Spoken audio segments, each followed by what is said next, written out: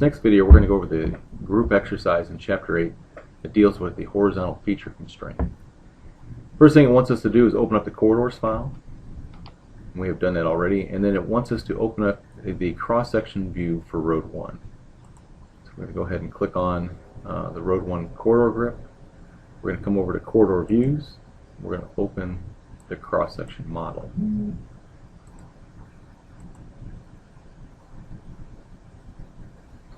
Next thing we're going to do in this cross-section model is we're going to go ahead and place some temporary dimension lines to kind of show the width of the pavement in this template.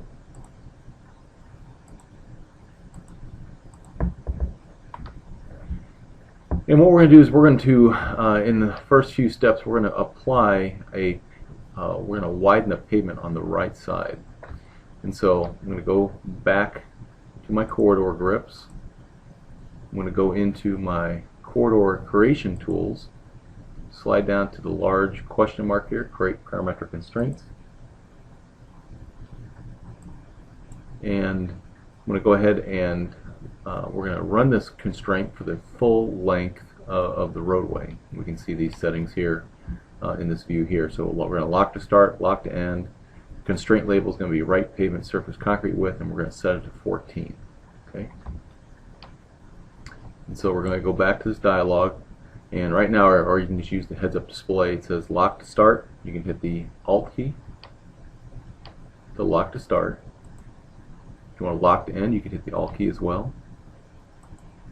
And then we need to give it the right label, so we're going to go in there, and there should be a right pavement surface concrete width. And the default is 12. Again, we're going to change that to 14. And after we accept all of our heads-up prompts here and accept that last stop value, you should see in your cross-section view that the pavement is now 14 foot wide. And so what we're trying to show you is, if you look down at the hierarchy of control, the parametric constraint overrode the default constraint in the point properties dialog, which has a lower constraint level. And so parametric constraint overrode that. And now what we're going to do is we're going to introduce something called a feature constraint. And so with that, if we look at the next step, we're going to reference in our plan file into our corridors file. And in this plan file, we have an edge of pavement new that we placed in Chapter 4 that we're going to try to target in this drawing. And so I'm going to hit F4 to get out of this tool that I'm currently in. I'm going to go to my reference dialog and do a tools attach. I'm going to make sure I'm pulling it from Chapter 8.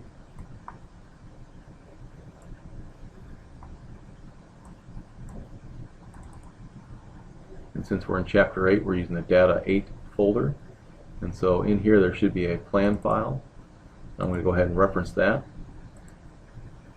and close down my reference dialog. And when you reference, you want to make sure you're in the default view, because if you're in some other view, it's going to reference that file into that view, and that's not what you want.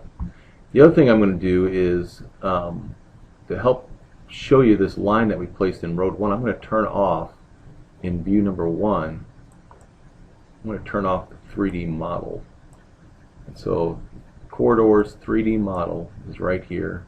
I'm just going to go ahead and turn that off, and it reduces the amount of clutter that we have in there. But the line that we're going to try to target in this exercise is this one here. This is the one we placed, and you can see it's in the plan file at the reference file number 5, and that's the plan file, and that's the edge of pavement we're going to target. The edge of pavement that you see here is from the actual model, so if you hover over it, it'll say it belongs to Road 1 and its active profile. That's the key, is the profiles by template, meaning the template has placed that line out there. And so we're hoping that this edge of pavement, once we're done adding in that horizontal feature constraint, will then be out here by targeting that edge of pavement new. And so to target that thing, all you have to do is go in. First off, it has to be set up in the template, and let's go ahead and see if we can show you that real quick before we run this thing. So I'm going to go into the template, And both templates that we have applied to this corridor have this functionality. But if we go to the right side, you look at the horizontal constraint, and its defaults is 12, but then there's a label down here called right pavement surface concrete width. And with that, that's the one we're using with the parametric constraint.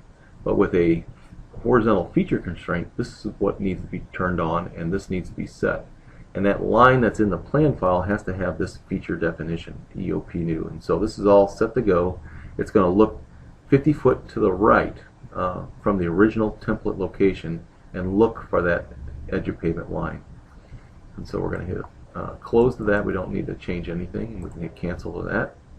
And so all you need to do once that feature definition is set in your template, you just need to add this line as a corridor reference. Again, this is the line that's in the plan file that we referenced into this view. And so to do that, we just need to grab a corridor grip, go over to this icon here, corridor reference, and slide down to the first one, which is add corridor reference.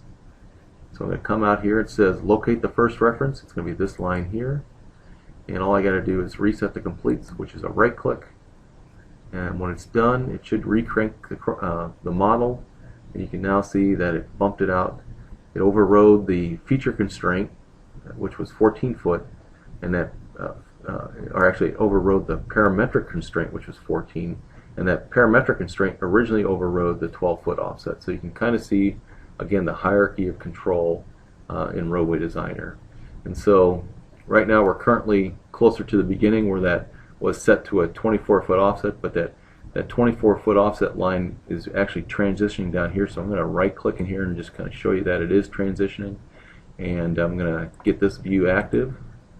Then I'm going to right click in there and I'm going to locate via station data point. And I'm just going to click somewhere down here and you'll see that it is transitioning from 24 back down to 12. Okay. And if we go all the way to the bottom or to the end, we'll see that it actually is going down to a 12-foot offset. And if I make it all the way to the end, you'll see it gets down to 12.